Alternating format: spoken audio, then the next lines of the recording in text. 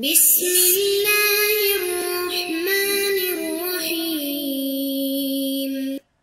الحمد لله رب العالمين والصلاة والسلام على أشرف الأنبياء والمرسلين أما بعد فأستعيذ بالله من الشيطان الرجيم بسم الله الرحمن الرحيم.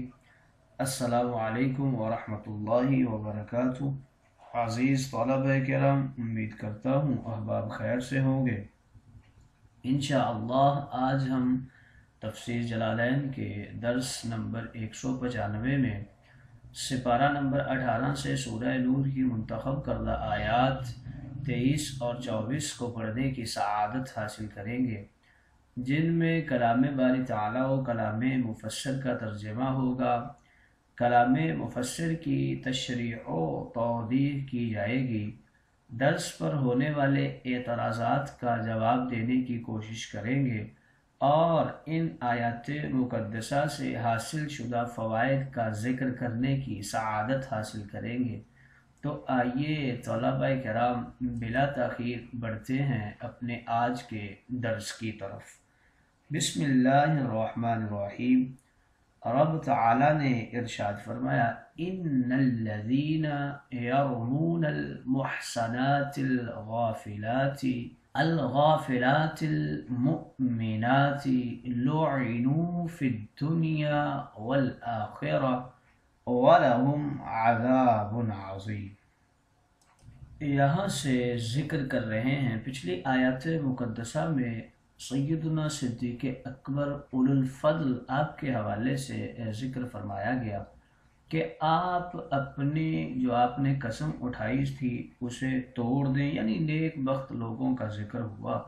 اب وہ لوگ جو دوسروں پر تہمت لگاتے ہیں ان کا ذکر کیا جا رہا ہے. فرمایا ان الذین یرمون بالزنا، اور وہ لوگ جو ایسی عورتوں کو زنا کی تہمت لگاتے ہیں. کیسی عورتیں؟ المحصنات، جو پاک دامن ہیں اور فحش باتوں سے وہ بے خبر ہیں، بِإِن طور کے ان کے دل میں کبھی فواحش کے کرنے کا خیال بھی نہیں آتا، اور وہ عورتیں اللہ اور اس کے رسول پر ایمان رکھنے والی ہیں.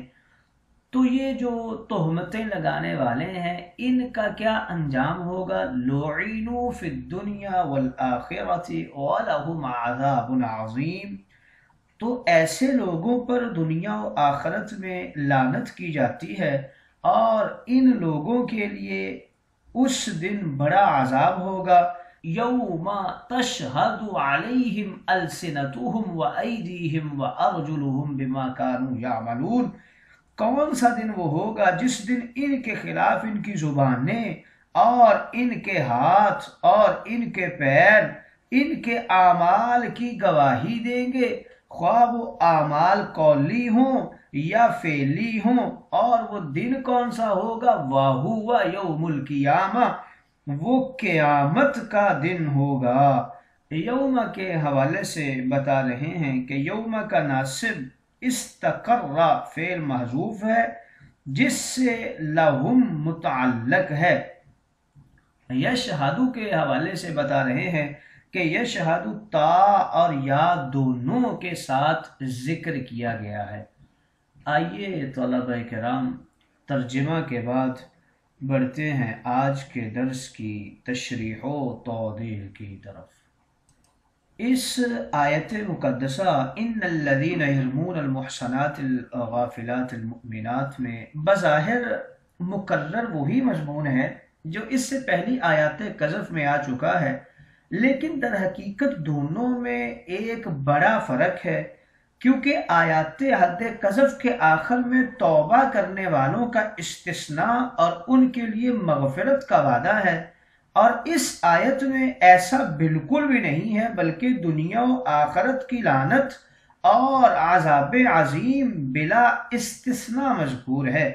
اس سے معلوم یہ ہوا کہ اس آیت مقدسہ کا تعلق ان لوگوں سے ہے جنہوں نے سیدہ عائشہ رضی اللہ تعالی عنہا پر تہمت لگائی اور پھر اس سے توبہ نہیں کی. حتیٰ کہ قرآن کریم میں ان کی براءت نازل ہونے کے بعد بھی وہ اپنے افتراء پر قائم رہے اور تہمت کا چرچا کرتے رہے۔ حضرت عائشہ صدیقہ پر تہمت کے قضیہ میں جو بعض مسلمان بھی شریک تھے، یہ قضیہ اس وقت تھا جب آیت براءت قرآن میں نازل نہیں ہوئی تھی۔ آیت براءت نازل ہونے کے بعد جو شخص سیدہ پر تہمت لگائے وہ بلا شبہ کافر اور منکر قرآن ہے، جیسا کہ بعض اہل تشیع کے فرق ہیں اور بعض افراد اس میں مبتلا پائے جاتے ہیں کہ ان کے کافر ہونے میں کوئی شک شبہ کرنے کی گنجائش نہیں، وہ اجماع امت سے کافر ثابت ہیں۔ یعنی جو سیدہ عائشہ پر نزول آیت براءت کے بعد بھی تہمت زنی کرے اور عیب کشی کرے اور آپ کے حوالے سے غلط گفتگو کرے تو وہ بندہ منکر قرآن ہونے کی وجہ سے دائرہ اسلام سے خارج ہوگا اور اسے قیامت تک کافر ہی سمجھا جائے گا۔ بتا رہے ہیں کہ وہ بدخصلت لوگ جو بناوٹی تہمتیں پھینکتے مارتے لگاتے ہیں، ان پاک دامن عفیفہ محفوظ پردہ نشین عورتوں کو جو بالکل ہر قسم کی برائیوں، گناہوں، مکاریوں، چالاکیوں سے غافل و بے خبر ہیں اور صرف دینی شرعی احکام، امر و نہی، اسلام، فرائض، واجبات، طہارت اور عبادت جانے والی مومنات ہیں، ایسے تہمت باز الزام تراش لعنت کیے گئے ہیں۔ دنیا میں اللہ اور اس کے رسول کی طرف سے فاسقیت، مردودیت کی اور جن و ملائک کی طرف سے نفرت و حقارت کی اور مسلمانوں کی طرف سے ذلت کی زندگی سے اور اخروی لعنت بھی یہ کہ توفیق خیر سے دوری، توبہ سے فراری اور قبر و حشر میں رحم و کرم سے دوری، جہنم میں پھٹکار و عذاب سے قریبی پا کر، اور یہی لوگ دنیا کے منحوس، آخرت کے مقبوح ہیں جن کے لیے بہت بڑا عذاب ہے۔ اور یہ عذاب کس دن ہوگا؟ منافقین پر لعنت اور عذاب عظیم اس دن شروع ہوگا جس دن خود ہی ان کی زبانیں ان کے خلاف زبان قال کی قوت فاعلی سے کلام کرتے ہوئے منافقین کے اعمال و اقوال، احوال و کردار، حرکات و سکنات کی گواہی دیں گی، اور قوت فاعل سے ان کفار کے ہاتھ بھی، ان کے پیر بھی گواہی دیں گے ان کی تمام بدعمالیوں کی جو دنیا میں وہ کفار اپنے ہاتھوں، پاؤں، زبانوں سے کرتے تھے۔ خیال رہے کہ دنیا میں بھی زبانیں بولتی ہیں اور آخرت میں بھی بولیں گی، مگر فرق ہوگا۔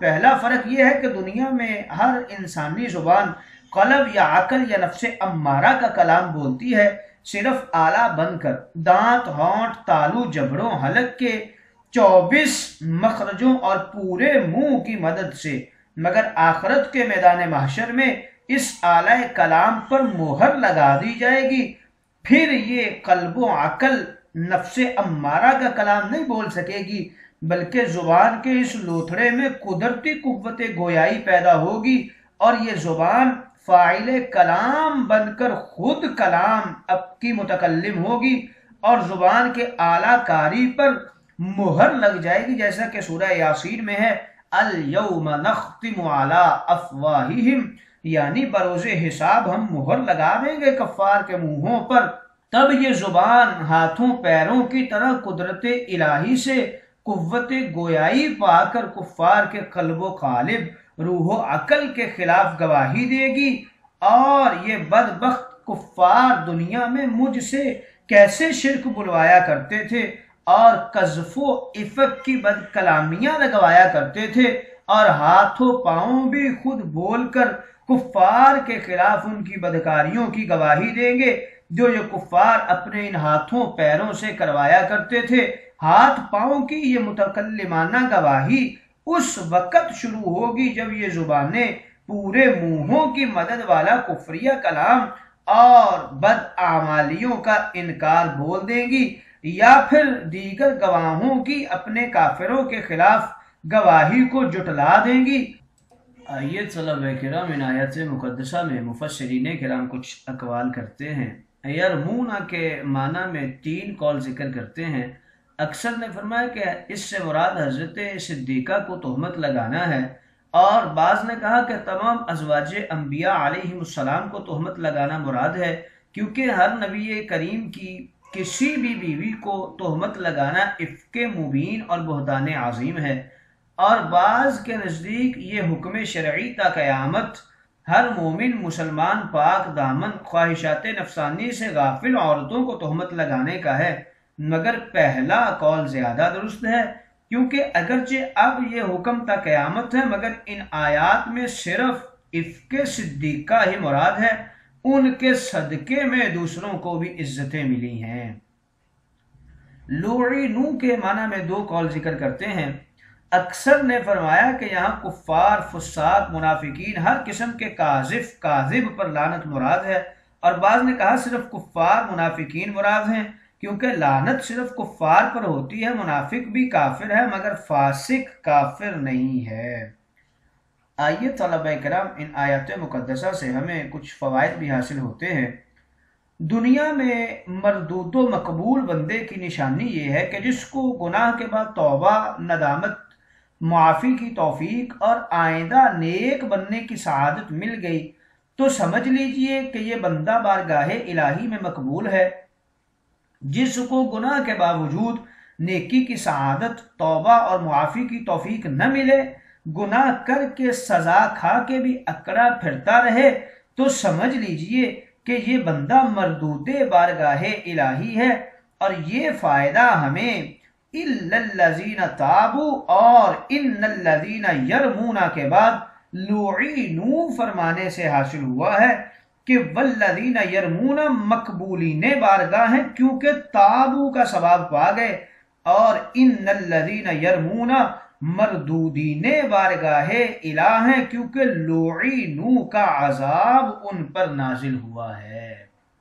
آئیے طلبہ کرام آج کے درس پر ہونے والے اعتراضات کی طرف بڑھتے ہیں۔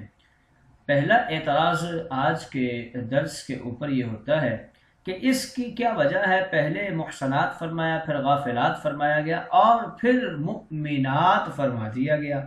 چاہیے تو یہ تھا پہلے مومنات فرماتے۔ تمام اچھائیوں کی اصل تو ایمان ہی ہے، ایمان کے بغیر کوئی بھی اچھائی نیکی نہیں بنتی، اور بعد میں محسنات اور غافلات فرما دیتے۔ تو اس کا جواب یہ دیتے ہیں یہاں مؤمنات سے مراد اصل اصطلاحی اور شرعی ایمان والی مراد نہیں ہے، اصل ایمان تو لفظ محسنات میں ہی آ چکا ہے، بلکہ یہاں لغوی ایمان مراد ہے، یعنی شریعت کے فرائض، واجبات، حلال حرام، مکروہات اور نیکی و گناہ، غیرت و بے غیرتی، عزت و بے عزتی جاننے، ماننے، سمجھنے والیاں، اور غفلت سے، دنیا کی فیشن پرستی سے، دولت مستی سے، آوارہ مزاجی سے، چالاکی سے غافل ہیں۔ اس لیے لفظ مومنات کا ذکر کرنا بعد میں ہی درست تھا۔ یہ لفظ فرمانا ایمان کی تکمیل ہے نہ کہ اصل، یعنی یہ وہ محسنات ہیں جو دنیاوی عیاریوں، مکاریوں سے بے خبر اور دینی اچھائیوں سے باخبر ہیں۔ دوسرا اعتراض آج کے درس کے اوپر یہ ہوتا ہے کہ تمام مفسرین کرام فرماتے ہیں کہ ان آیات میں صرف سیدہ صدیقہ کا ذکر ہے، تو پھر محسنات، غافلات، مومنات جمع کیوں ارشاد فرمایا؟ چاہیے تھا لفظ واحد محسنہ، غافلہ، مومنہ فرمایا جاتا۔ اس کے کچھ جواب دیتے ہیں۔ پہلا جواب یہ ہے کہ یہ جمعیت صرف احترام صدیقہ سکھانے کے لیے ہے، اور دوسرا جواب یہ دیتے ہیں کہ یہ جمعیت تمام ازواج انبیاء کا قانون بتانے کے لیے ہے، اور تیسرا جواب یہ دیتے ہیں کہ یہ جمعیت تا قیامت تمام مسلمان پاک دامن سادہ مزاج عورتوں کی افق کے لیے قانون شرعی بنانا ہے۔ اگرچہ اصل نزول براءت صدیقہ اور قاذفین کا جرم بتانے کے لیے تھا، لیکن اس کو تا قیامت تمام پاک دامن عورتوں کے لیے قانون شرعی بنا دیا گیا ہے۔